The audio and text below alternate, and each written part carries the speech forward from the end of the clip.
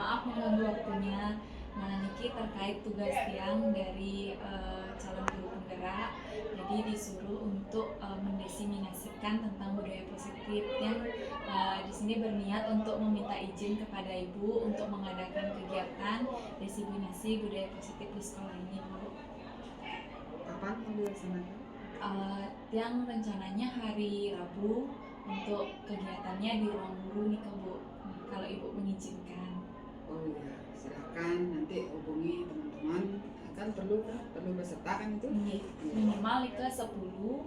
Jadi kalau ibu mengizinkan yang artinya lebih dari 10 lah, Bu, biar ada di ruangan guru, biar artinya apa yang Tian sampaikan juga banyak yang bisa mendengarkan seperti itu. Ya silakan aja, nanti koordinasi dengan Wakakurikulum juga ya, biar bisa disampaikan dengan teman-teman yang menjadi peserta nanti. Ya. Terima kasih banyak, Bu. Ya. Tian pamit, Bu. Terima kasih. Yang Bapak Ibu masih semangat atau sudah mengantuk? Ya, sudah mengantuk. Oke. Om Swastiastu. Selamat siang saya ucapkan kepada Bapak Ibu sekalian. Sebelumnya yang terhormat Ibu Kepala SMP Negeri 3 Gianyar, yang saya hormati Bapak Ibu Waka sekalian dan Bapak Ibu guru yang saya cintai dan saya hormati. Nah, pada siang hari ini tentunya kita bertemu lagi dalam kegiatan komunitas belajar kita, di mana saya di sini selaku CDP Angkatan 10 melakukan diseminasi mengenai budaya positif. Nah, sebelum kita memulai kegiatan kita pada hari ini, ada baiknya kita awali dengan doa agar diberi kelancaran dalam proses kegiatan acara pada siang hari ini. Izin doa saya pimpin. Doa menurut kepercayaan masing-masing, berdoa dipersilakan.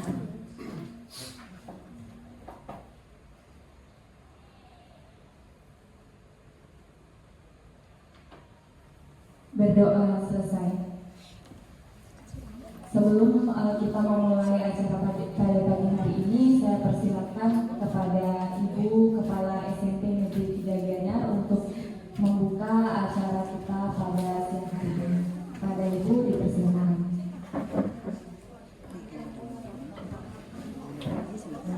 Terima kasih atas kesempatannya.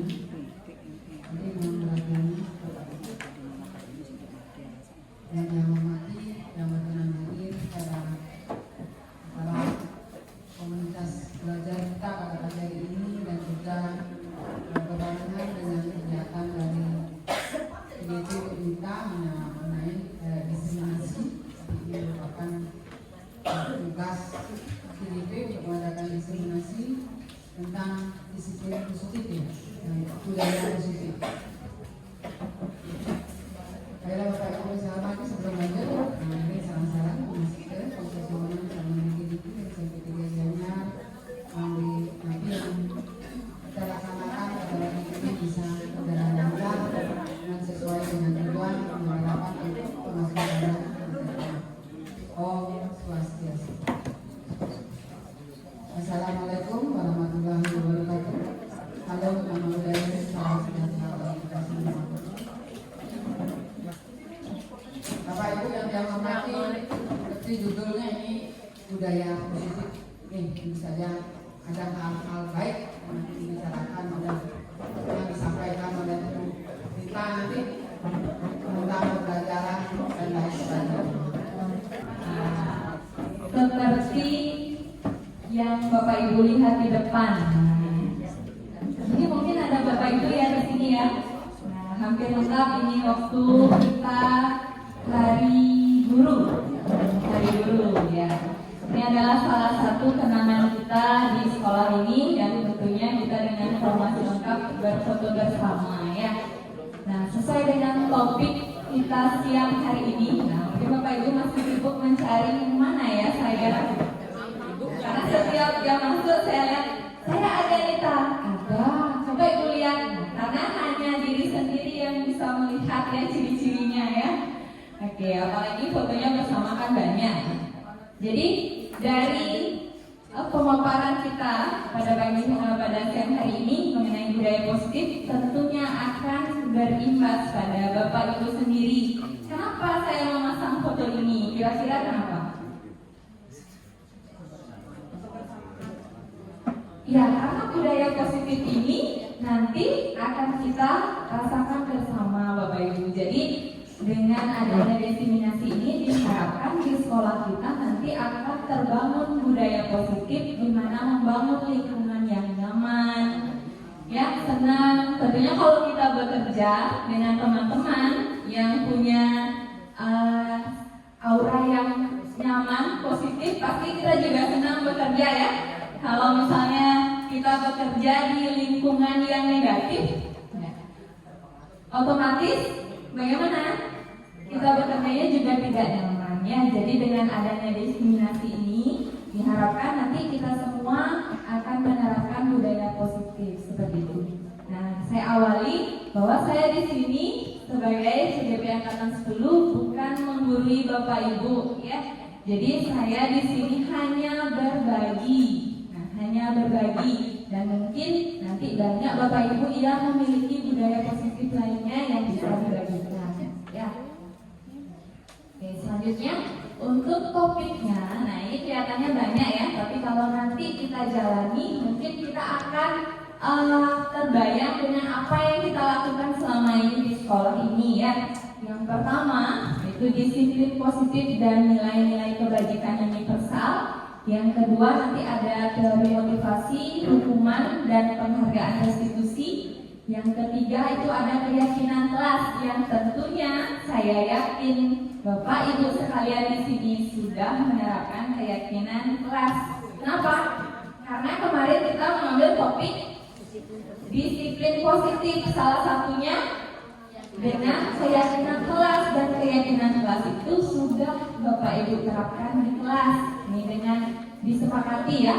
Oke, selanjutnya ada kebutuhan dasar manusia dan dunia berkualitas. Kemudian ada 5 posisi kontrol guru. Nah, jadi nanti kita akan mendapat sedikit wawasan apa sih 5 posisi kontrol guru.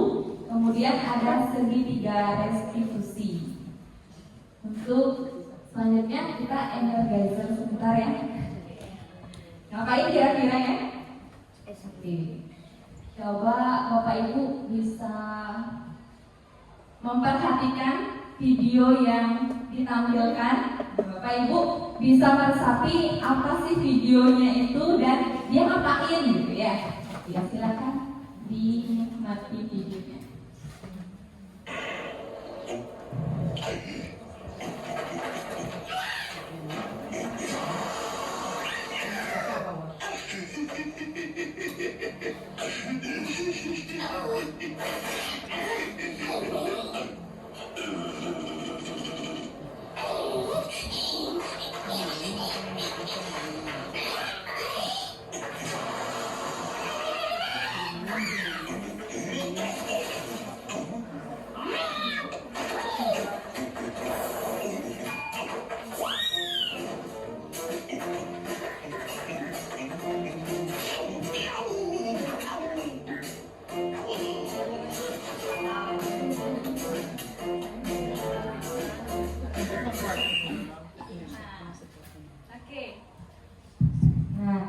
Dari video yang saya tampilkan tadi, nah kira-kira di pikiran Bapak Ibu apa yang terlintas?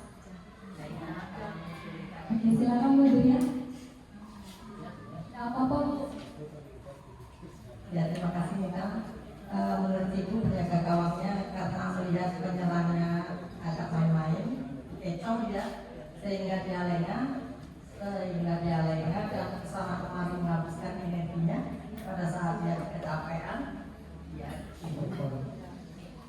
Baik, jadi pelajaran yang kita ambil bahwa si Bernard ini, benar ya, Bernard itu terlalu bagaimana? Iya, menyepelekan, dan selalu dia itu merasa bahwa dirinya yang paling kuat, bisa menjaga gawang itu. Padahal si burungnya gemuk, besar, seperti itu. Jadi dia itu si Bernard itu menganggap bahwa lawannya itu adalah kecil, nggak ada artinya bagi dia. Jadi kalau dia kira bahwa si burung ini tidak dapat mengalahkan si Bernard, tapi apa yang terjadi ternyata Bapak Ibu? Dengan cara apa si burung kecil ini? Iya, dengan idenya. Nah, diapain sama si burung kecilnya? Dikecoh, ternyata dia itu bukan nendang bolanya, malah nendang sepatu atau sandalnya dia ya. Jadi si Bernard ini menganggap dirinya yang paling bisa, menganggap dirinya yang paling kuat, dan ternyata si burung kecil ini dapat menaklukkan si Bernard. Nah, apa yang kita petik dari pembelajaran 3 itu sebagai kita sebagai guru? Nah, sebagai guru, iya, jangan pernah benar. Bagaimana Bu Popon? Makasih Rita. Kita sebagai guru seperti apapun terkait itu jangan pernah disepelekan. Tanggung jawab yang penuh. Pasti sukses. Baik, kasih tepuk tangan buat Bu Popon. Jadi jangan pernah menyepelekan. Kalau di kelas bagaimana ya? Iya, jangan pernah menyepelekan siswa. Baru kita guru, menganggap kita yang paling hebat, kita menganggap murid kita itu paling lemah. Nah, sebenarnya murid itu yang mungkin memiliki kecerdikan yang lebih cerdas daripada kita Bapak Ibu, iya kan? Kalau kita pikir murid itu ada yang paling bodoh, kita yang paling pintar, itu sebenarnya benar atau salah? Salah. Bisa jadi murid itu sebenarnya memiliki ide cerdik yang tidak terlihat. Kenapa? Karena dia takut. Sama siapa takutnya? Sama gurunya. Takut untuk mengemukakan cara yang berbeda. Misalnya kita mengajar di kelas dengan cara A, dia takut menyampaikan. Padahal mungkin dia punya cara yang lebih fantasi daripada Bapak Ibu sendiri. Benar tidak? Iya. Bisa saja kan? Ya. Oke. Kenapa? Gurunya sendiri boleh Bapak Ibu. Ya, pertanyaan Nudria, kalau di pelajaran matematika apakah diperbolehkan cara murid yang berbeda dengan gurunya? Bisa. Dan guru itu sebenarnya harus berpikir terbuka. Bagaimana murid itu mendapatkan cara itu, dan tentunya itu yang menjadi pembelajaran buat kita sebagai guru, ya tidak tertutup. Baru kita punya cara A terus gitu ya. Oke. Nah selanjutnya, yang topik yang pertama itu baru kita energizer ya, baru pembukaan, belum ke inti. Oke. Jadi selanjutnya ada disiplin positif dan nilai-nilai kebajikan. Oke. Bisa dibantu Pak Wahyu sebentar. Ini tidak ada jawaban benar salah dan tidak menjawab. Ini hanya mempraktekkan sesuatu. Bisa dibantu sebentar Pak Wahyu ke depan. Iya. Nah selanjutnya Ibu Indah. Oke.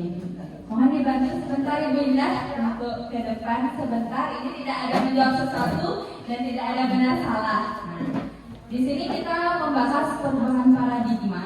Jadi ada 2 orang ya, ada Bu Indah dan Pak Wahyu. Jadi saya mengarahkan Ibu Indah untuk menulis sesuatu yang paling berharga dalam hidupnya Ibu. Jadi tulis di selembar kertas ini, kemudian silakan Ibu genggam kertasnya, digenggam. Nah, ya, satu kata boleh, berapa kata boleh, yang penting itu adalah sesuatu yang paling berharga dalam hidupnya Ibu. Silakan dibecek-becek kertasnya, digenggam. Pak Wahyu tugasnya adalah membujuk, mengancam mungkin, menghardik, merayu, menyuap, atau bagaimanapun caranya Pak Wahyu untuk menggoda Ibu Indah membuka genggamannya. Ini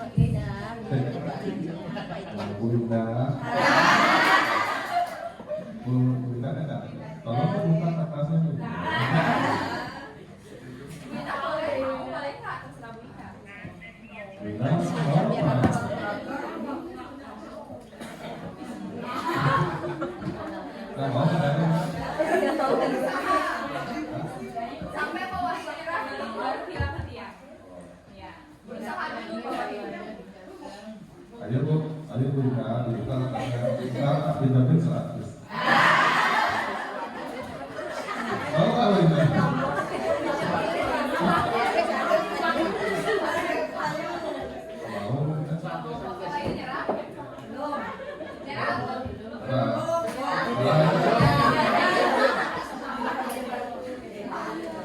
Wah, berarti Pak Wahyu ciri-cirinya orangnya dingin ya. Tidak mau berusaha sekuat tenaga untuk merayu wanita. Oke.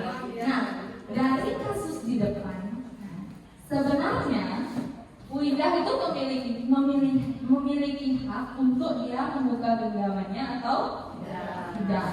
Nah, sebenarnya yang memiliki kontrol itu Pak Wahyu atau Bu Indah? Kan Bu Indah yang bawa ya. Nah, jadi dalam diri seseorang itu sebenarnya dia mau atau tidak itu tergantung pada dirinya sendiri. Bu Indah dari tadi mau dirayu gimana pun sampai dibujuk, kasih dong, kayak saya kasih uang 100 gitu ya. Apa kasih dulu 100 gitu ya yang viral-viral sekarang. Tapi Bu Indah tetap tidak mau. Nah, kenapa? Karena Bu Indah ini memiliki kontrol diri sendiri. Apa itu? Bu Indah punya alasan pasti.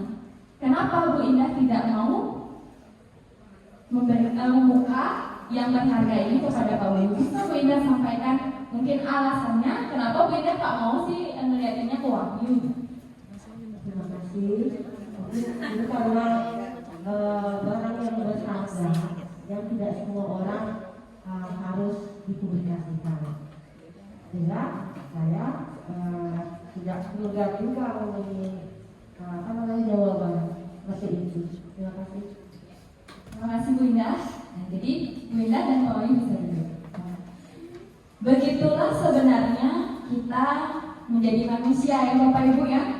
Kita tidak bisa menyalahkan orang lain. Misalkan Wahyu, jangan sih saya buka-buka aja Bu Indah. Kita tidak bisa menyalahkan seperti itu. Kenapa? Karena Bu Indah memiliki alasan sendiri kenapa dia tetap menutup tangannya walaupun dari segala rayuan.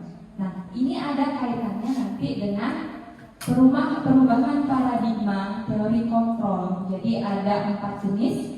Pertama, ilusi guru mengontrol murid. Ibaratkan gini, ini saya contohkan satu. Guru mengontrol murid. Jangan kira Bapak Ibu bisa mengontrol murid tanpa muridnya mau. Coba Bapak pikir, ketika Bapak Ibu sebagai seorang guru di kelas, tapi misalnya apa yang Bapak Ibu perintahkan dia tetap tidak mau, apakah Bapak Ibu bisa mengontrol dia? Bisa? Bisa? Kalau dia tidak mau? Ya, dengan cara mendekati. Setelah didekati, kalau muridnya tetap tidak mau, apakah Bapak Ibu bisa mengontrol orang itu?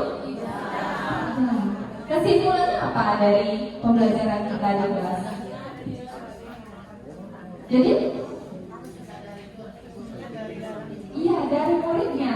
Kalau misalkan kita ini mengontrol seorang murid, sebenarnya yang mengizinkan itu bukan kita.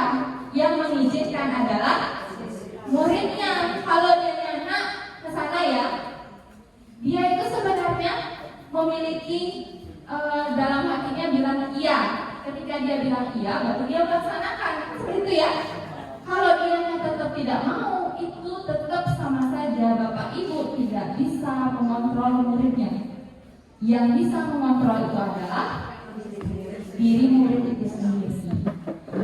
Kemudian ada banyak ya, ada ilusi bahwa kritik dan membuat orang merasa bersalah. Mungkin murid ibu itu mau mengikuti apa yang Bapak Ibu katakan itu karena dia merasa bersalah sama Bapak Ibu.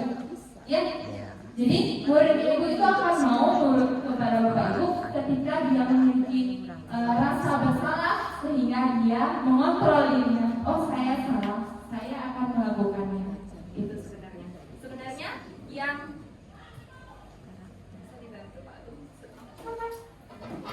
mengontrol itu adalah muridnya. Selanjutnya, yang ketiga itu adalah ilusi bahwa semua penguatan positif efektif dan bermanfaat. Nah, jadi Yang keempat, ilusi bahwa orang dewasa memiliki hak untuk memaksa. Ini aja pakai Pak.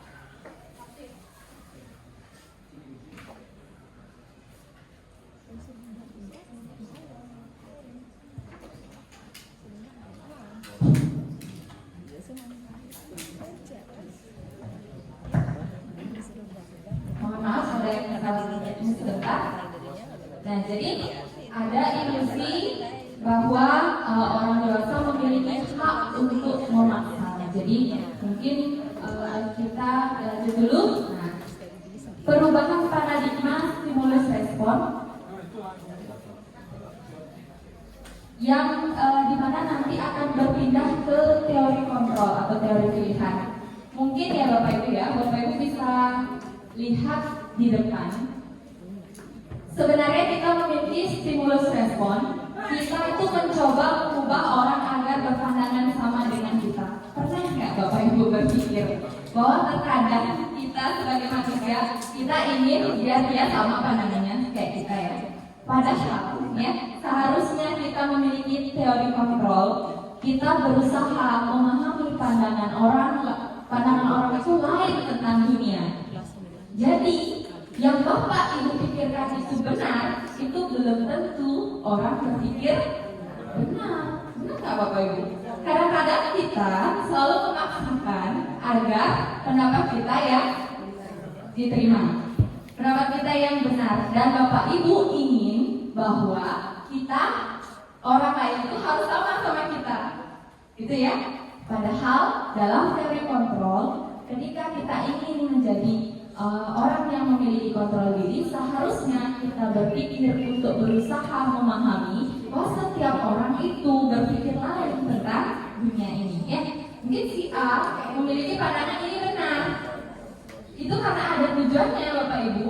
Ya, sama kayak Bu Indah tadi. Bu Indah tidak mau membuka tangannya karena dia punya alasan sendiri. Bapak Ibu tidak bisa memaksakan Bu Indah. Yang kedua, perilaku buruk dilihat sebagai suatu kesalahan. Jadi terkadang kita itu selalu berpikir ya, ketika orang yang kita lihat berbuat buruk, dia salah. Padahal ya, seharusnya kita mengontrol diri bahwa semua perilaku itu memiliki tujuan. Karena kenapa? Tujuan Bapak Ibu apakah sama dengan orang lain? Beda ya. Jadi setiap orang itu punya tujuan. Jadi orang berperilaku pun punya tujuan, punya kepentingan. Itulah intinya Bapak Ibu ya. Oke, selanjutnya orang lain bisa mengontrol saya. Seperti yang dicontohkan tadi, apakah orang lain bisa mengontrol saya kalau saya tidak mengizinkan? Tidak bisa ya. Jadi hanya Anda yang bisa mengontrol diri Anda sendiri. Jadi Anda mau A ya A, Anda mau B ya B. Walaupun bagaimana kerasnya orang lain mengontrol Anda, kalau Anda tidak mengizinkan maka itu tidak akan terjadi. Nah, selanjutnya, pemaksaan ada pada saat bujukan gagal. Jadi dipaksa gitu.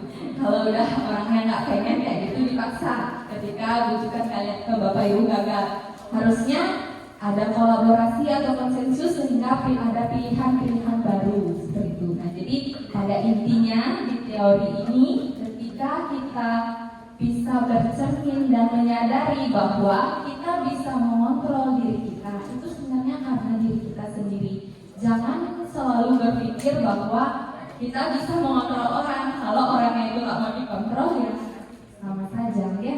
Sebenarnya perubahan itu bisa terjadi ketika individu itu mengiyakan atas perubahan itu. Kalau individunya tidak mau berubah ya tetap seperti itu. Sama kayak murid di Bapak Ibu. Kalau Bapak Ibu suruh dia, kamu belajar ya, kamu belajar.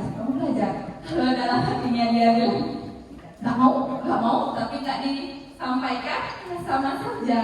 Nah, selanjutnya, dari pemaparan tadi, itu sebenarnya ada kaitannya dengan disiplin positif.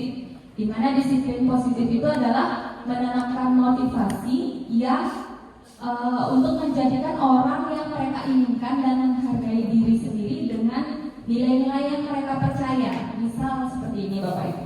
Jadi setiap orang saya yakin pasti memiliki nilai kebajikannya sendiri. Misalkan saya memiliki prinsip A, itu. Jadi segala yang saya lakukan itu pasti tertuju dari nilai yang saya tanamkan dalam diri saya. Sedangkan orang lain belum tentu memiliki nilai yang sama seperti saya. Si B misalkan, dia memiliki nilai saya adalah orang yang cekatan gitu misalnya. Jadi bagaimanapun tingkah lakunya pasti akan mengarah pada nilai itu Bapak Ibu. Ya, maka kita harus saling menghargai Bapak Ibu. Ketika ada perbedaan itu bukan salah orangnya. Tapi kenapa? Karena setiap orang itu di dalam dirinya sudah ada nilai-nilai yang mereka percaya. Nah, sehingga kadang beda ya Bapak Ibu ya, disiplin sama disiplin positif. Kalau disiplin misalnya Bapak Ibu suruh, nah ambil ya sampahnya, kita mendisiplinkan ya, muridnya jadi disiplin karena dia mau membuang sampah.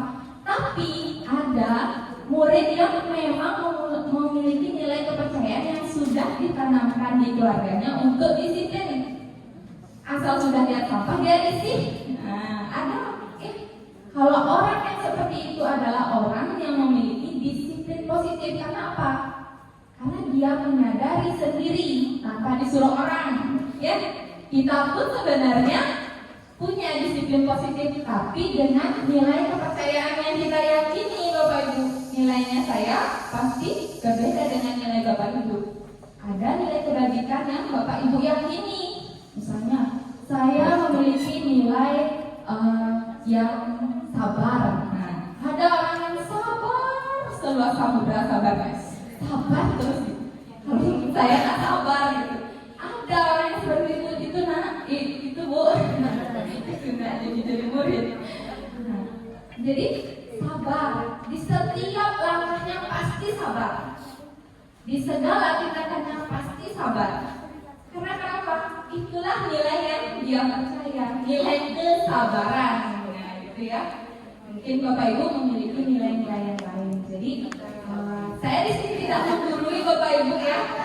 Saya tidak menggurui dan saya di sini hanya bertugas menyampaikan apa yang saya dapatkan di pendidikan calon guru penggerak. Ini yang saya dapatkan, ini yang saya sampaikan. Bukan sama seperti ini Bapak Ibu. Misalnya Bapak Ibu guru pasti mengajarkan sesuatu yang baik sama murid kan? Pernah Bapak Ibu mengajarkan sesuatu yang buruk? Nak minum ya? Nak main caki? Gitu misalnya. Pernah Bapak Ibu seperti itu? Pasti tidak. Walaupun pada dasarnya Bapak Ibu pernah melakukan itu, benar tidak? Nah, sama seperti saya di sini. Saya tidak yang terbaik, saya tidak yang paling baik menggurui Bapak Ibu, tapi saya ingin Bapak Ibu menjadi lebih baik. Ya kan? Karena saya ditugaskan untuk menyampaikan, mendiseminasikan budaya positif ini kepada Bapak Ibu. Jadi mohon maaf kalau saya terkesannya menggurui, padahal saya di sini hanya ditugaskan untuk mendiseminasikan apa yang saya dapatkan. Nah, sama seperti Bapak Ibu pasti tidak mau muridnya jelek. Padahal misal Bapak Ibu pernah melakukan kejelekan. Misalnya saya pun sebagai guru, waktu saya SMP saya pernah nakal Bapak Ibu. Maksudnya nakalnya itu tidur gitu. Kalau udah ngantuk, benar-benar ngantuk. Tapi kalau saya melihat murid tidur, apakah saya marah? Karena saya merasa tidak dihargai. Tapi saya nggak pengen murid saya gitu ya. Oke.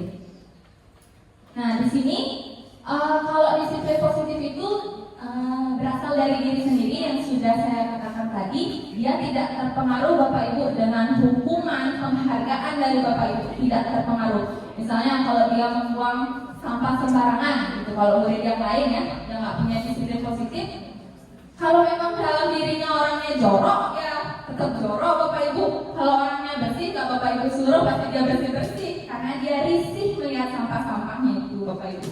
Jadi ini menjadi pembelajaran buat kita sebagai orang tua nanti ya. Coba tanamkan disiplin positif dari kecil, karena kenapa? Itu akan terbawa nanti dalam jangka yang panjang. Untuk nilai kebajikan itu banyak sekali ya, ada kesabaran, ada orang yang punya prinsip dan lain-lain. Nah, kalau kita di Indonesia kita kan udah tahu ya bahwa nilai-nilai kebajikan yang pada umumnya yang sekarang lagi ngetren yaitu adalah nilai profil pelajar Pancasila. Yang pertama, bertakwa kepada Tuhan Yang Maha Esa, itu sudah kita tahu ya. Hanya mandiri, kita mengharapkan anak-anak itu memiliki nilai-nilai yang mandiri, bernalar kritis, berkebinekaan global, bergotong royong dan kreatif seperti ya. Nah, tentunya kita juga punya nilai-nilai kebajikan, dan tidak ini saja Bapak Ibu, banyak adanya nilai kebajikan. Ini saya hanya bayangkan yang berlaku di sekolah seperti itu. Nah, selanjutnya ini ada teori motivasi hukuman dan penghargaan restitusi. Kira-kira pernah Bapak Ibu mendengar istilah ini? Pernah ya? Apa perbedaannya? Apakah Bapak Ibu tahu? Oke, kita lihat perbedaannya.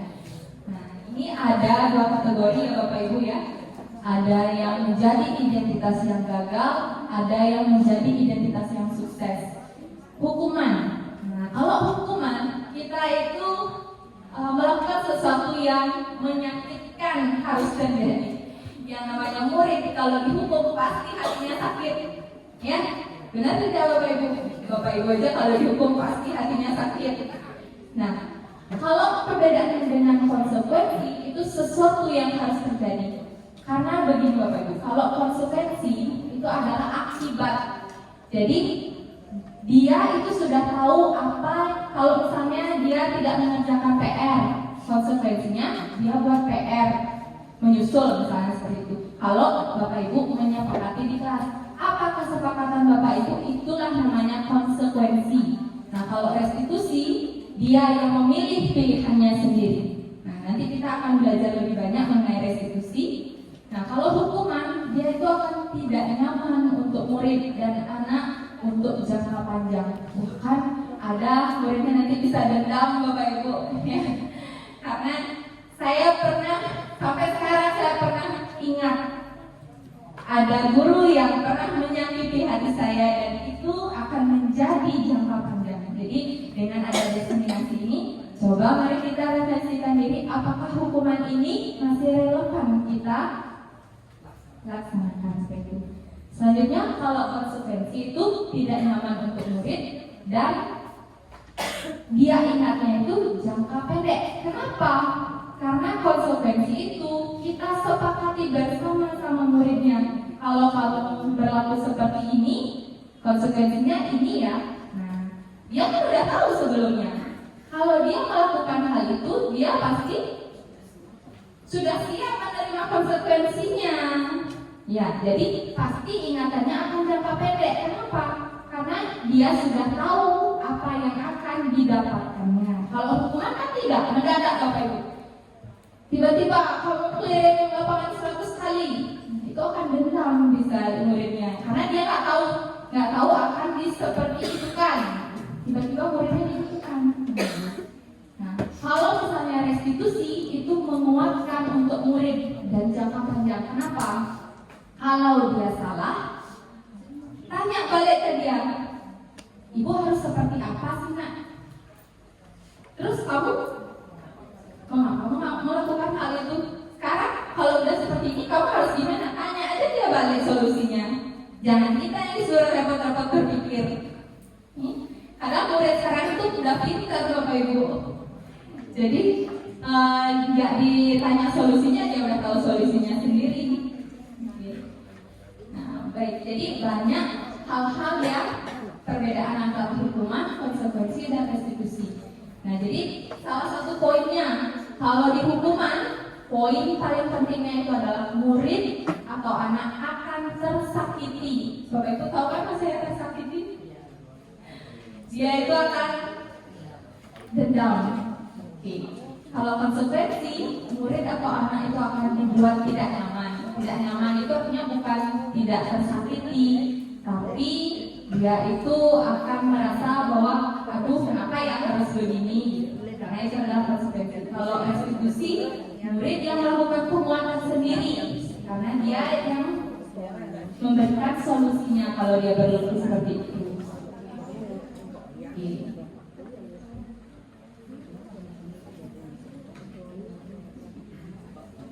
Nah, ini ada 3 motivasi perilaku manusia, dan kita pun ternyata memiliki ini Bapak Ibu, tanpa Bapak Ibu sadari ya.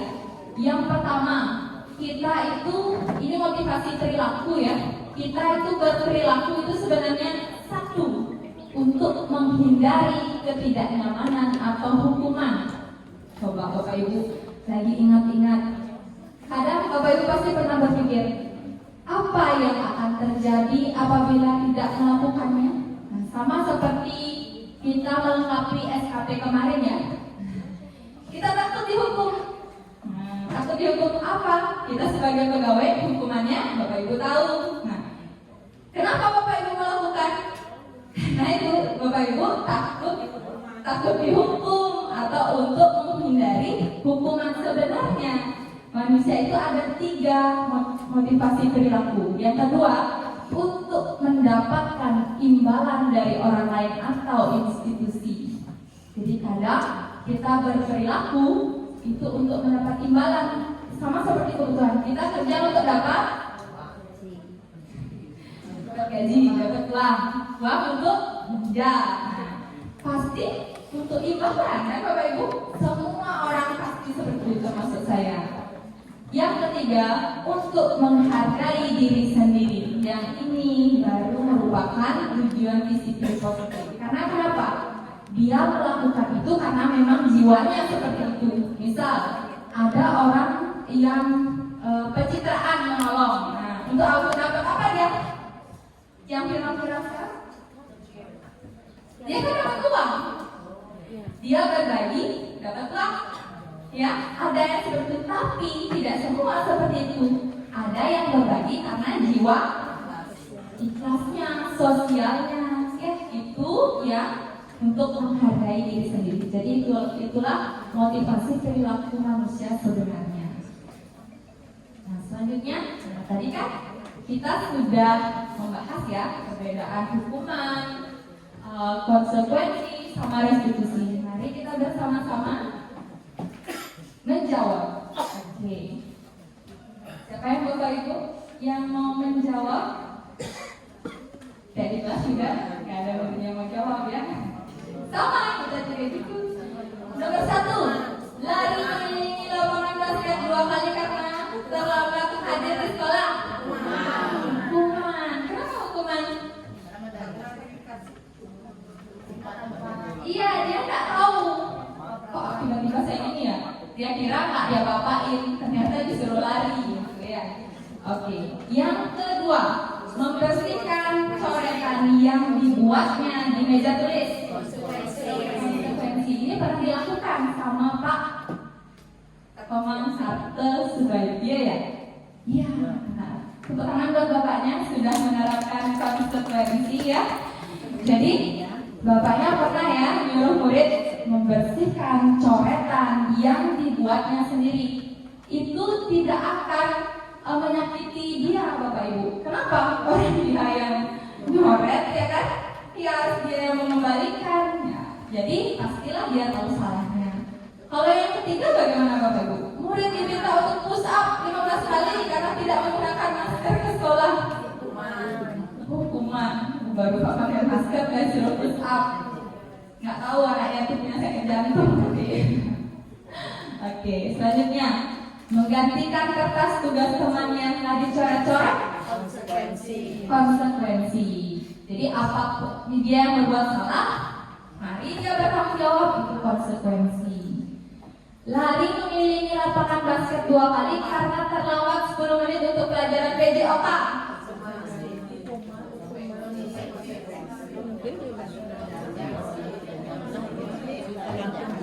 Apa ini?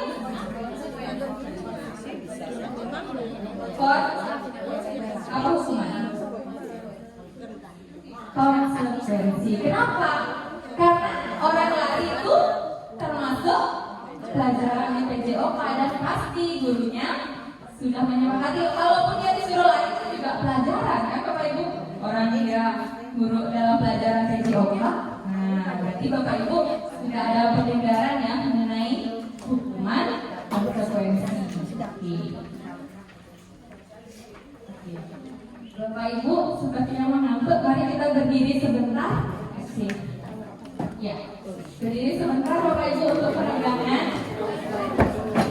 Bapak Ibu mengikuti apa yang saya sampaikan.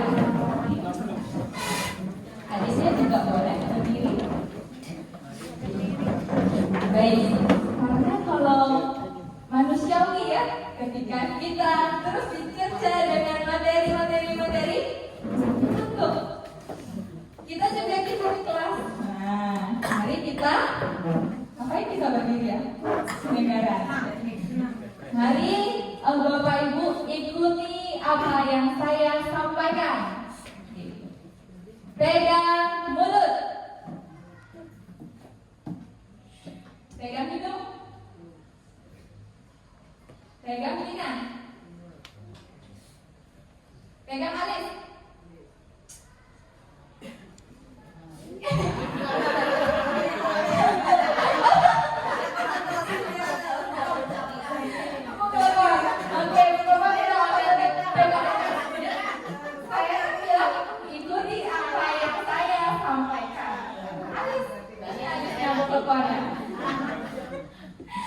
Oke, pegang rambut.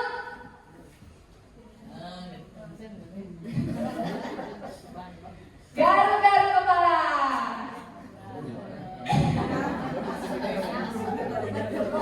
Iya, duduk kita semua Bapak Ibu. Tepuk tangan buat kita semua. Banyak dulu. Pokoknya kayak terkejar ya. Oke.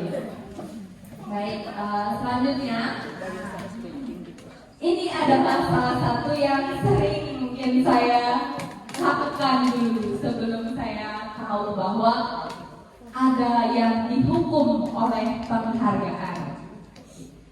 Kadang Bapak Ibu sempat tidak berpikir kalau kita memberi penghargaan itu kita kira itu positif ya.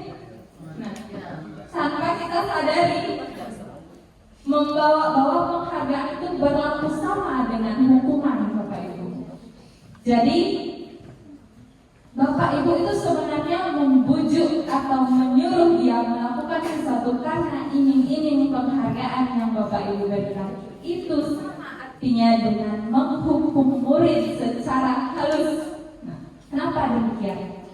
Ketika kita selalu memberi penghargaan, murid itu akan tergantung dengan penghargaan kita. Dan bahkan pernah nggak Bapak Ibu berpikir ketika nanti Ibu akan beri kamu coklat kalau kamu dapat ulangan 100. Jadi kalau gurunya udah bawa coklat, dia pasti terkoneksi otaknya.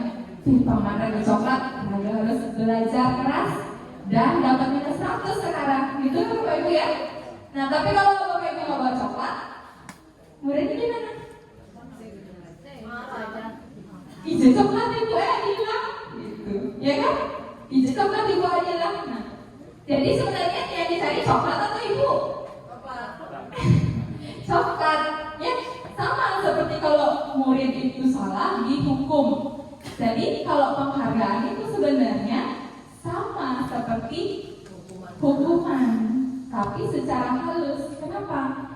Kamu harus mengikuti apa yang saya lakukan, baru saya kasih penghargaan, kan gitu ya? Nah, jadi ada beberapa dihukum oleh penghargaan. Yang pertama, pengaruhnya jangka pendek dan jangka panjang. Jadi kalau misalnya jangka panjangnya, setiap Bapak Ibu bawa coklat, harinya belajar, baru dia mau belajar. Kalau Bapak Ibu nggak bawa coklat, pasti kelas Bapak Ibu ada ayam.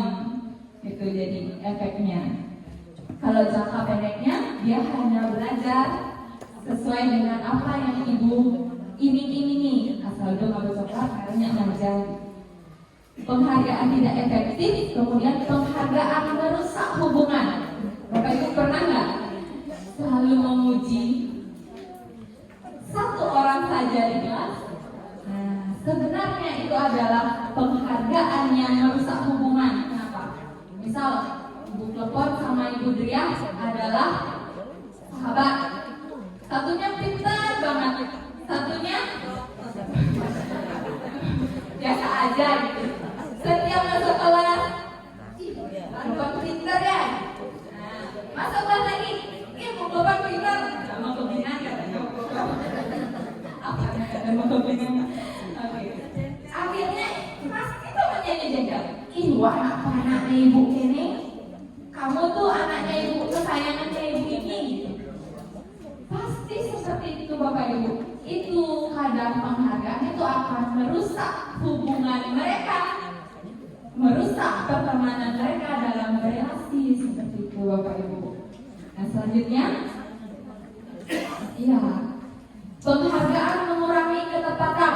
Pernah nggak Bapak Ibu misalnya di kelas, siapa cepat, ayo pulang.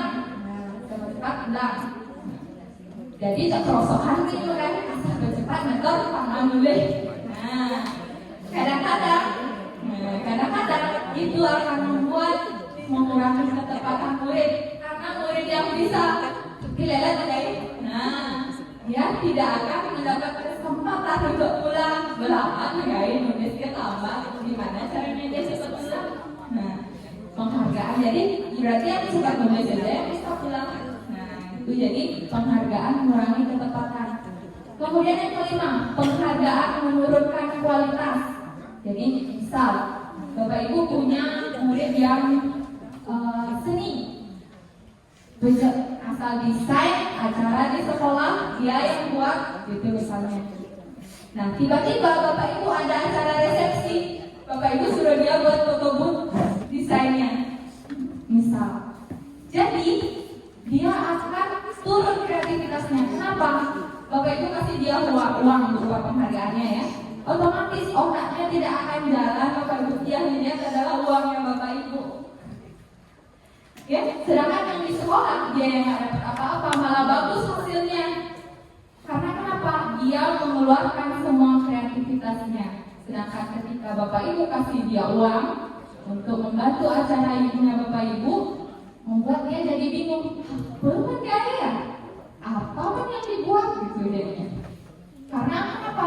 Karena dia beban sama uang yang Bapak Ibu kasih. Begitu logikanya.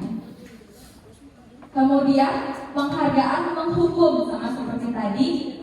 Kadang kita tidak sadar bahwa penghargaan itu sama dengan hukuman. Yang paling kita tuju sebenarnya adalah motivasi dari dalam diri. Jadi, gimana sih caranya Bapak Ibu untuk menanamkan motivasi yang membawa itu adalah mereka, bukan Bapak Ibu. Itu yang harus Bapak Ibu tanamkan. Oke, selanjutnya, nah tadi kita berbicara ya apa itu restitusi gitu ya. Nah, restitusi itu adalah apa? Menciptakan kondisi bagi murid untuk memperbaiki kesalahan mereka. Jadi mereka yang salah, mereka suruh cari solusinya. Jangan kita yang mencari solusinya, seperti itu Bapak Ibu. Karena solusi yang kita berikan belum tentu sama dengan solusi yang mereka pikirkan, seperti itu. Kita hanya meluruskan saja. Oke.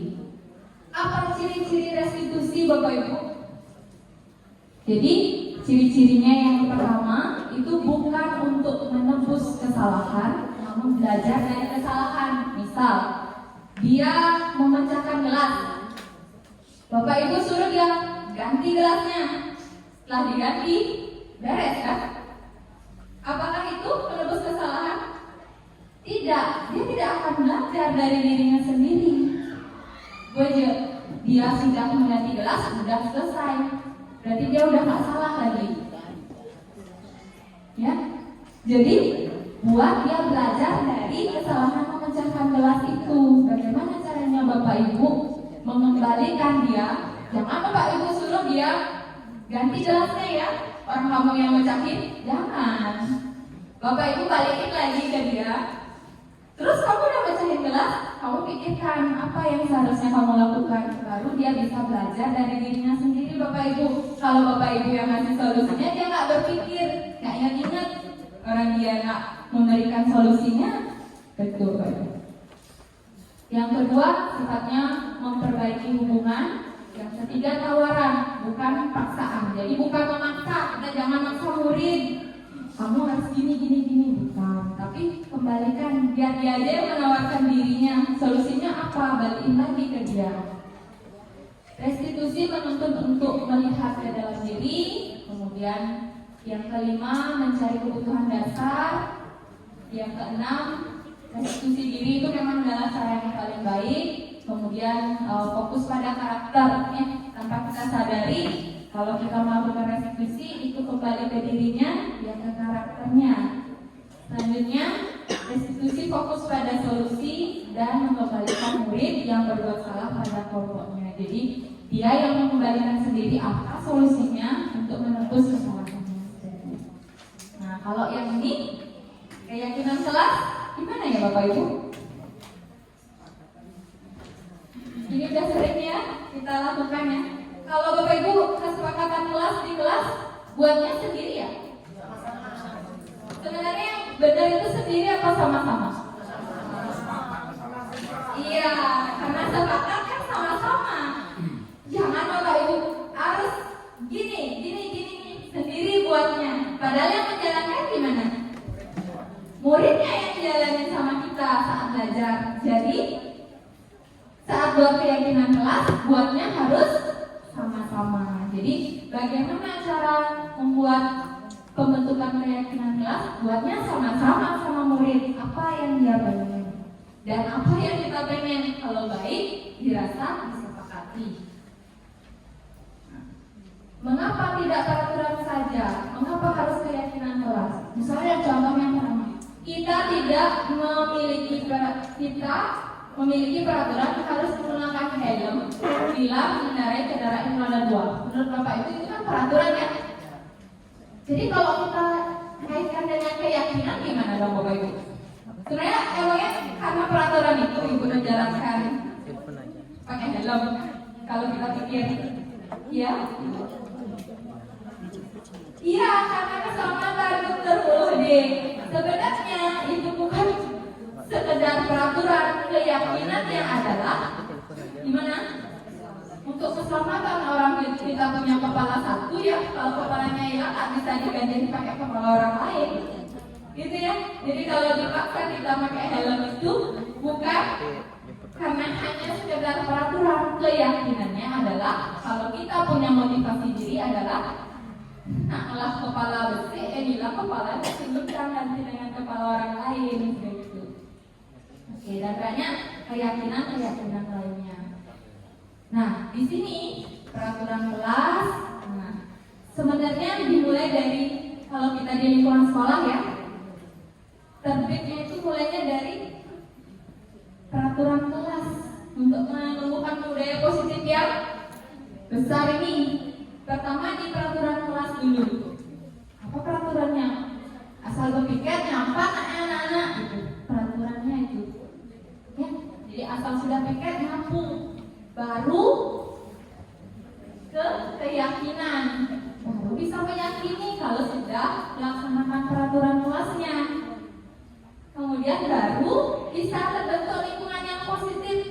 Kalau murid Bapak Ibu sudah menjalankan keyakinan kelasnya, baru bisa terbentuk lingkungan positif. Baru bisa budaya positif. Jadi kalau dari yang kecil belum bisa, jangan berharap kita menuju ke yang besar seperti ini. Mulailah dari yang kecil dulu.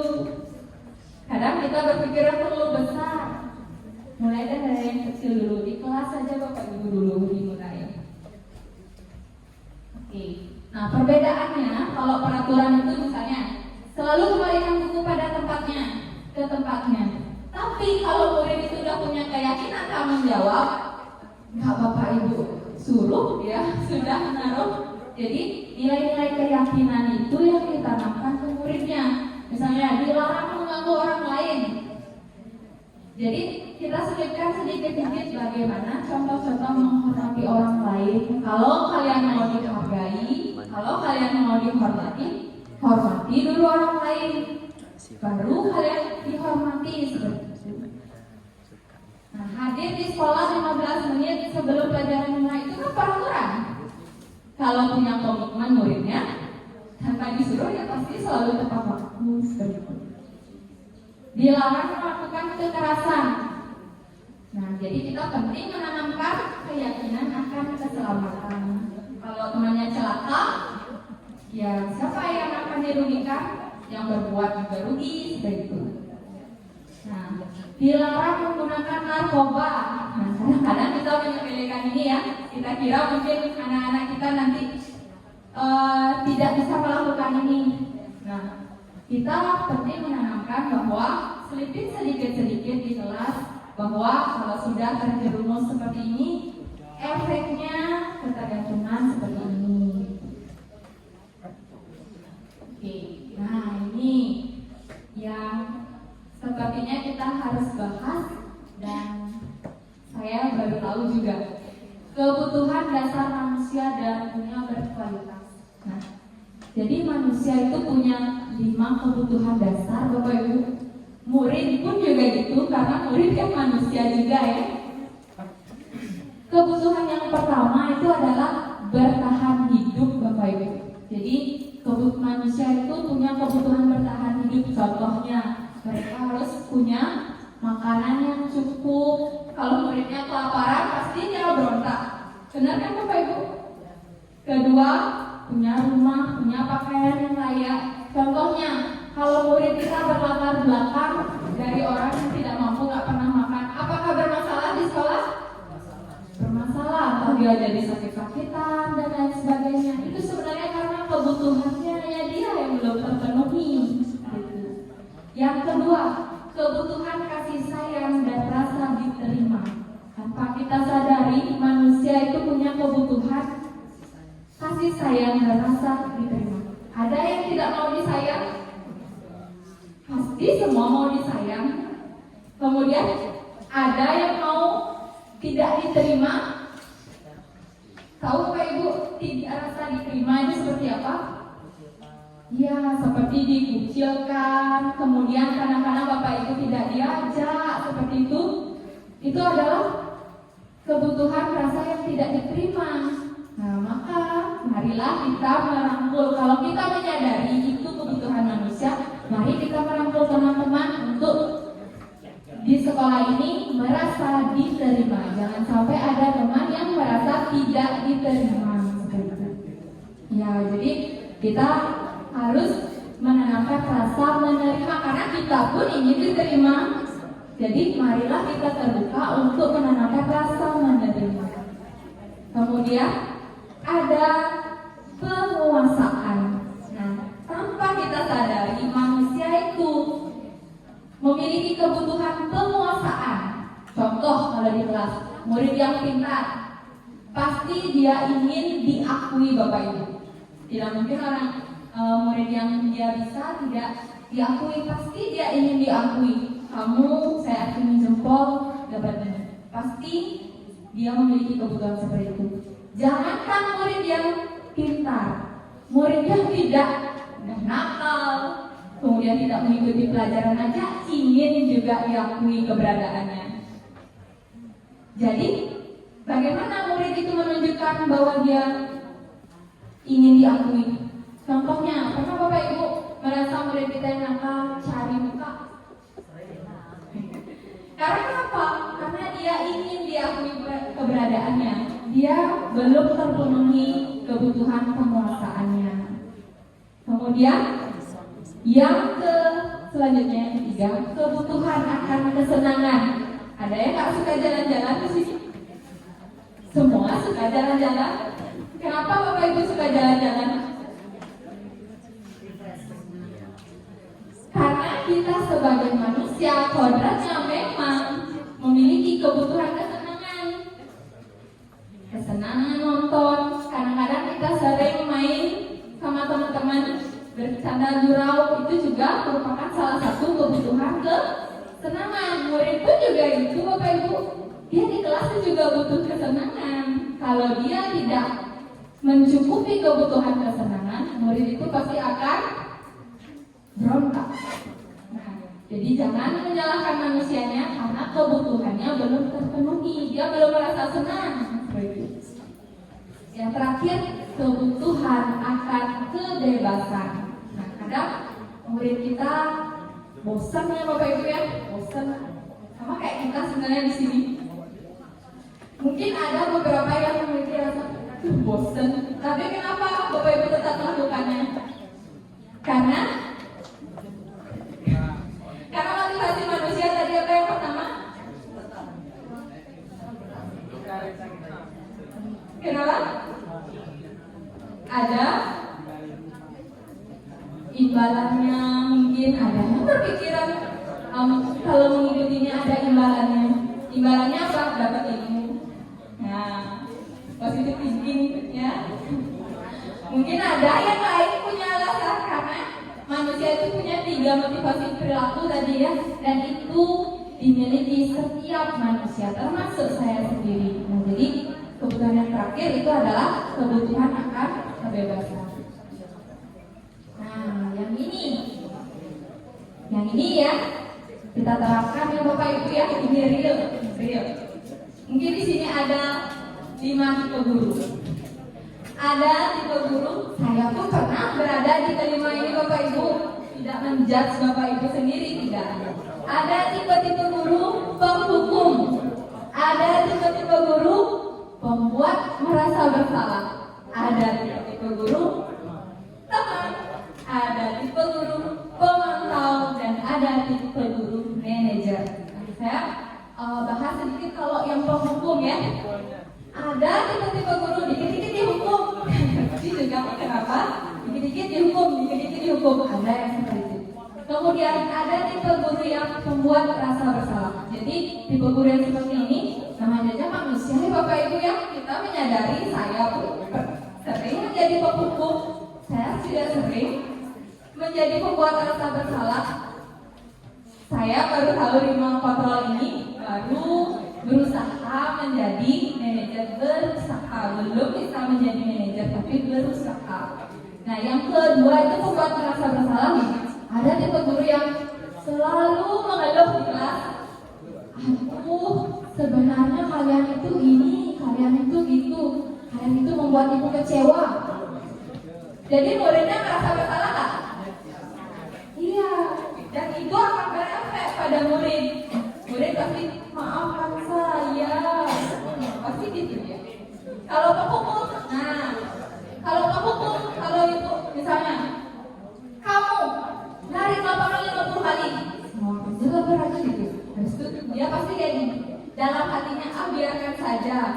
Terus dia itu akan memiliki rasa dendam. Kalau murid ini kalau penghukum ya, ciri-cirinya menghardik, menunjuk, kemudian gurunya, kamu tidak akan melakukan ini, awas ya, rasakan. Nah, kayak mau membenci ya. Nah, hasilnya dia itu akan memberontak Bapak Ibu.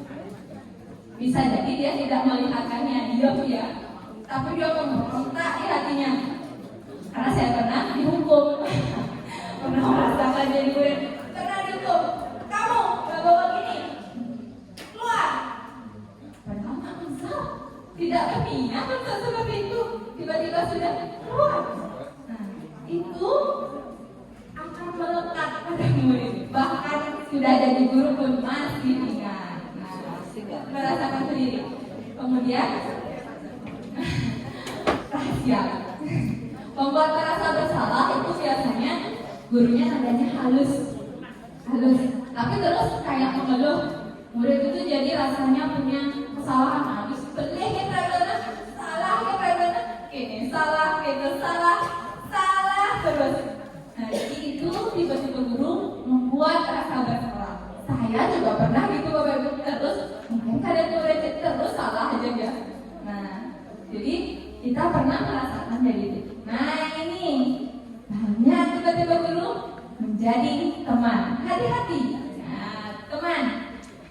Bagus menjadi tipe guru sebagai teman karena kalau yang ini yang tidak diharapkan ya Bapak Ibu ya, karena di sini kontrol dari luar dan identitas gagal. Ini identitas gagal sukses. Kalau teman, kita akan menjadikan murid itu teman. Tapi hati-hati. Kalau kita terus menjadikan murid itu teman, suatu saat keinginannya tidak terpenuhi oleh kita. Saya kecewa sama ibu. Saya kira ibu teman saya. Kalau Bapak Ibu digituin gimana rasanya? Ya, hati-hati. Dia bisa menganggap itu suatu berlebihan Bapak Ibu. Karena kita sebenarnya jadi guru serba salah. Jadi teman salah, jadi ini salah. Jadi lakukan tapi jangan berlebihan. Gitu. Jadi misalnya pengalaman saya, misalnya saya punya suami jadi guru. Muridnya terus ngechat, maaf Pak, pinjam gininya ya, pinjam gitunya ya. Saya tanya, kamu menganggap dia teman atau murid? Murid. Kalau menganggap dia murid, jangan selalu apa-apa dia. Karena apa? Dia akan menganggap kita sepele, Bapak Ibu. Karena dia itu bisa mengharapkan sesuatu sama kita, bahkan dia bisa meminta apa yang tidak kita pikirkan, Bapak Ibu. Berikut. Jadi mulailah kita merefleksi diri. Berikut. Selanjutnya ada tipe guru pemantau. Kalau pemantau itu lebih pada, nah kamu udah tahu kan aturannya. Jadi lebih berpatokan pada peraturan. Jadi guru itu kayak netral Bapak Ibu. Jadi ini aturannya kan. Nah jadi kamu harus gimana sekarang? Jadi ada sekat antara guru sama murid. Kalau teman itu nggak ada sekat Bapak Ibu. Bisa kan betul-betul gurunya teman itu. Di Bapak Ibu dia teman saya gurunya kok betul gitu. Nah karena kita menganggap dia teman. Nah yang diharapkan itu yang manajer.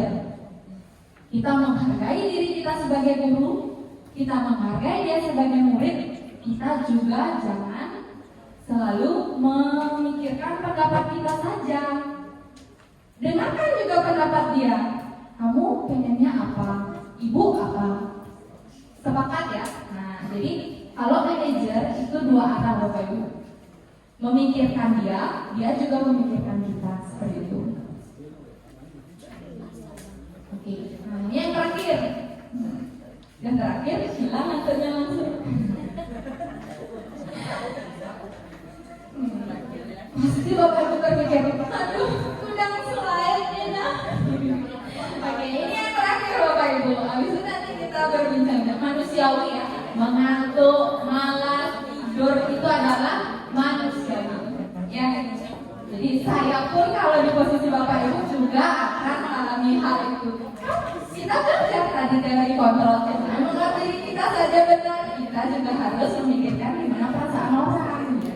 Nah, ini ada segitiga restitusi Bapak Ibu.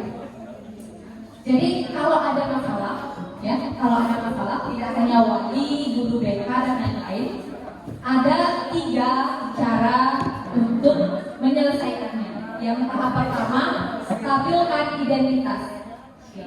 Jadi ini Bapak Ibu. Misal murid Bapak Ibu salah.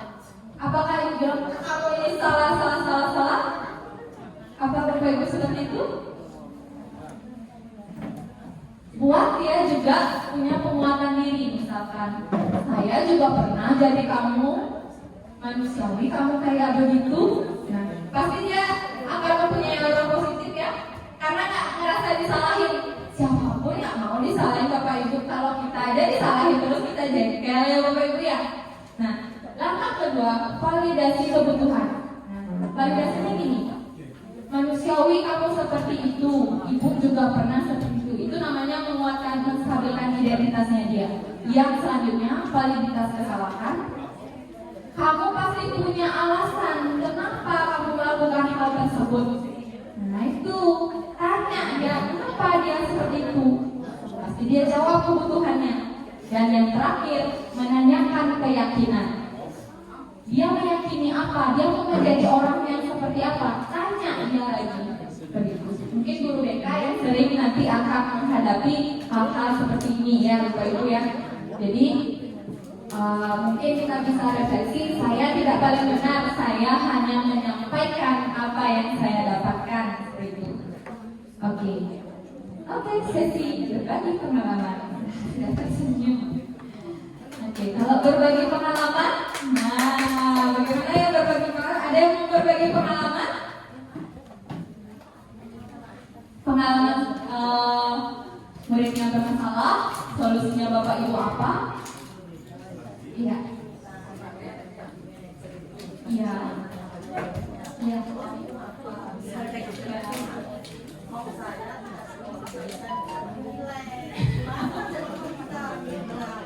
Maunya tidak sekolah tapi dapat nilai. Emangnya keyakinan di sekolah ada seperti itu? Banyak sekali ya sama peraturannya ya Bapak Ibu. Emangnya kalau saya punya peraturan seperti itu, ya saya kasih nilainya. Kalau memang peraturannya itu, peraturannya tidak mengizinkan saya, balikkan muridnya seperti itu, diamlah dia.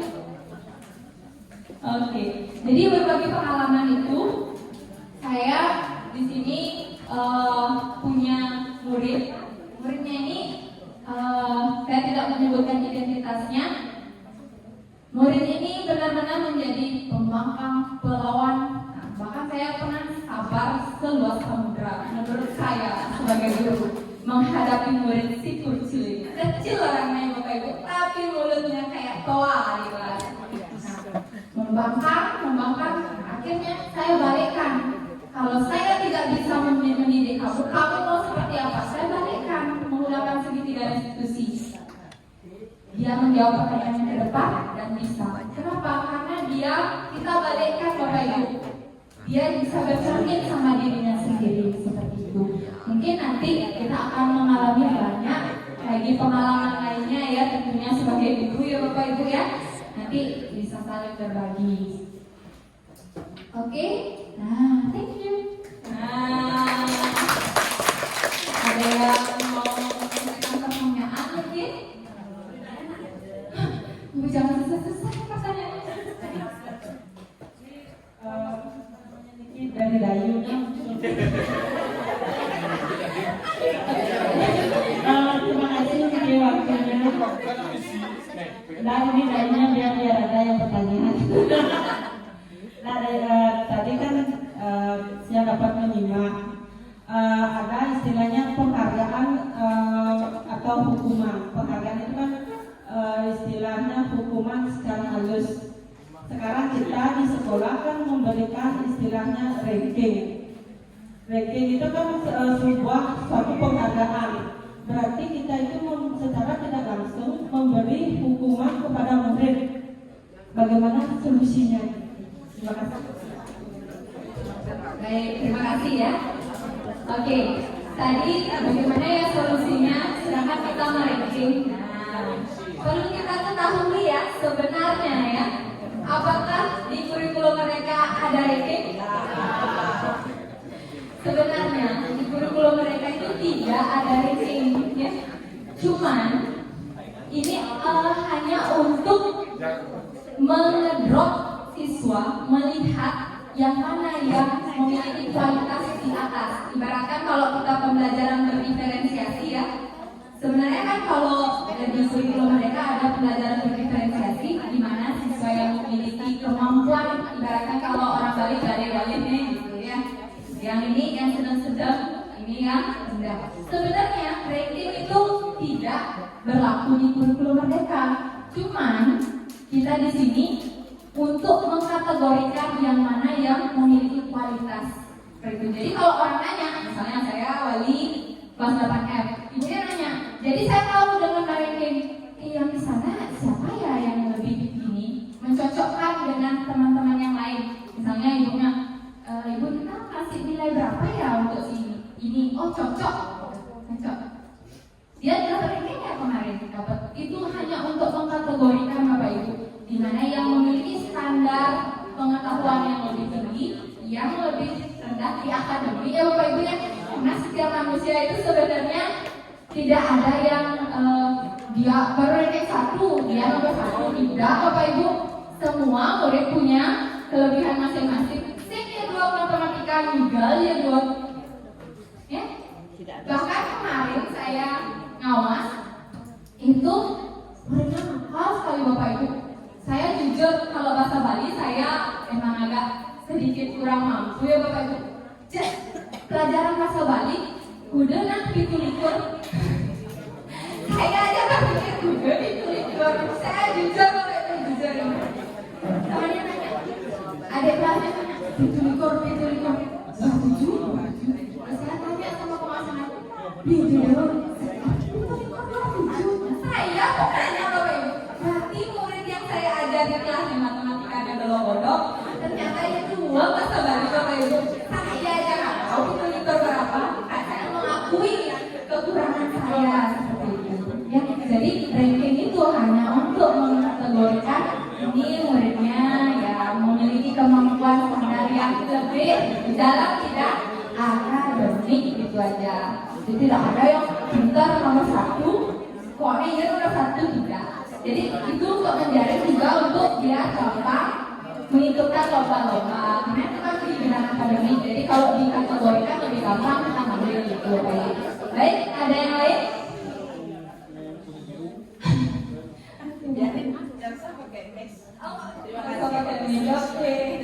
Pakai deh kelohan pertanyaannya itu. Tidak ada pertanyaan. Cuma ini aja menanggapi tadi pendapat warisan ini ya. Menurut saya itu sebuah rankingan pada saat perapotan itu bukan hukuman namanya. Yang dinamakan dengan hukuman itu adalah bentuk sebuah kesalahan. Nah, kesalahan itu kita berikan hukuman, ada hukuman yang seperti memberikan penghargaan, kemudian ada juga hukuman seperti hukuman fisik ya modernnya ya. Nah jadi kalau seperti memberikan ranking itu kan sebuah reward penghargaan karena kepandaiannya atau Terima kasih Ibu atas tanggapannya. Jadi itu sudah ditanggapi sama ibunya. Yang lain mungkin? Ya Bapak, Pak yang coba jangan lupa. Tadi banyak yang diberikan. Mengapa kita diberikan materi ini mungkin supaya dia tidak dapat pelajaran di awal yaitu pada tahap anak-anak ya. Tapi tadi materinya sangat kontradiktif ya. Mengapa Bu Bayan menanyakan ranking itu hukuman secara halusnya?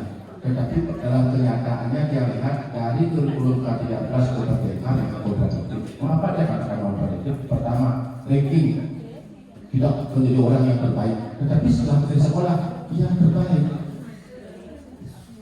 Ia yang terbaik. Walaupun pintar seni budaya dan sebagainya, 5 mata pelajaran yang membunuhnya. Ya kan? 5 mata pelajaran yang membunuhnya. Iya. Nyatanya walaupun kita kasih 10 seni budaya, bahasa daerah 15, tapi ini 5 pelajaran itu yang rata-rata mapel yang bisa mengajak dia ke sekolah yang menjadi favorit apa terfavorit. Itu yang. Nah sekarang mari kita satu persepsi bahwa ranking itu jangan secara menjustis bahwa itu hukuman atau yang lainnya. Yang jelas dalam rankingan adalah untuk melihat kemampuan siswa agar kita sebagai guru bahkan kasih lawak yang keren, murid bodi rong tiga kuat lari. Murid bodong itu yang punya pengalaman sendiri yang tanya, Pak ini murid kuat dong? Kuat Pak. Ijo kuat dari Pak di rong tiga, murid kelas 5 itu mohon Bapak Ibu. Kedua yang tadi sebelum memiliki bercerita bahwa kita tidak tahu bahwa siswa itu memisah bersaudara. Tolong pengalaman dia contoh sama dengan kelas E tuding yang dari apian kasih seperti yang dikatakan tadi benar. Kalau dia ada dikasih sanksi dia akan kesepakatan kelas silakan kita berani karena kita sudah mengadakan kesepakatan kelas.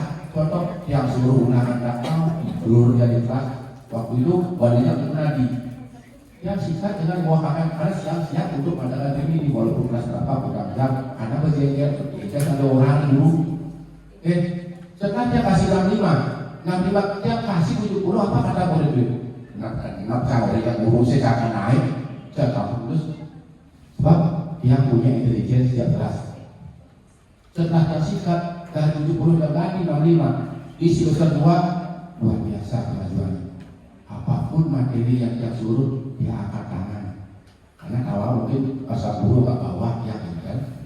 Oke, terima kasih. Yang jelas kita jangan menjudge bahwa ranking itu merupakan hukuman atau yang lain. Yang jelas ranking di Kumar tidak ada, hanya saja ada permintaan dari orang tua siswa agar anaknya yang daftar di di tempat les dan sebagainya agar ada foto. Yang jelas kita di dunia pendidikan manfaat ranking adalah agar mengetahui bahwa siswa ini mempunyai kemampuan lebih daripada yang lainnya. Sukses. Baik, terima kasih tanggapannya Pak Unar. Oke, untuk yang lain mungkin ada? Atau cukup? Cukup? Oke, baik. Saya mohon maaf jika ada kesalahan saya selaku bicara desiminasi budaya positif hari ini. Mungkin ada yang menyinggung Bapak Ibu, itu sedikit pun tidak ada dalam hati saya untuk menyinggung Bapak Ibu. Saya di sini hanya bertugas menyampaikan desiminasi budaya positif karena ini merupakan salah satu tugas saya di pendidikan guru penggerak untuk menyampaikan apa yang saya dapatkan seperti itu Bapak Ibu. Jadi saya akhiri dengan para Santi. Om Santi Santi Santi Om. Om Swastiastu. Saya Sangayu Putawati, Kepala SMP Negeri 3 Gianyar. Dalam kesempatan ini ingin menyampaikan testimoni desiminasi yang dilakukan oleh Ibu Mita Listiari dengan topik budaya positif. Baiklah, saya bisa menyatakan bahwa Bu Mita Listiari sudah melaksanakan desiminasi dengan baik. Beliau sudah menyampaikan materi yang ingin disampaikan dengan jelas, dengan tertata. Beliau juga mampu berkomunikasi dengan peserta dengan baik sehingga terjadi komunikasi dua arah antara Bu Mita dengan peserta. Jadi peserta dalam desiminasi ini juga banyak menyampaikan pendapat, ada yang menyampaikan solusi, kemudian ada juga banyak bertanya tentang bagaimana menerapkan disiplin positif di dalam kelas. Saya dapat menyatakan bahwa Bu Mita Listiari ini juga merupakan guru yang memang punya dedikasi tinggi di sekolah ini. Beliau juga salah satu penggerak komunitas belajar di SMP Negeri 3 Gianyar ini. Jadi beliau adalah guru matematika yang memiliki komitmen tinggi untuk terus meningkatkan kompetensi diri, terus belajar untuk memperbaiki kualitas pembelajaran. Jadi kami sangat berharap bahwa apa yang sudah dilakukan oleh Bu Mita Listiari ini dapat memberikan motivasi kepada teman-teman yang lainnya, karena saya sebagai kepala sekolah juga sering menyampaikan kepada Bapak Ibu guru yang lainnya untuk selalu berkolaborasi dengan teman sejawat untuk berdiskusi dan mencari solusi yang terbaik dalam mengatasi permasalahan yang dihadapi dalam pembelajaran. Jadi Bu Mita Listiari ini juga sering memberikan solusi kepada teman-temannya bagaimana melaksanakan pembelajaran dengan menerapkan budaya positif di dalam kelas. Sekali lagi saya juga mengucapkan banyak terima kasih dengan apa yang sudah dilaksanakan oleh Ibu Mita Listiari, dan semoga teman-teman yang lainnya nanti menyusul untuk menjadi CGP, untuk menjadi penggerak di sekolah ini. Jadi seperti jargon CGP adalah tergerak, bergerak, dan menggerak.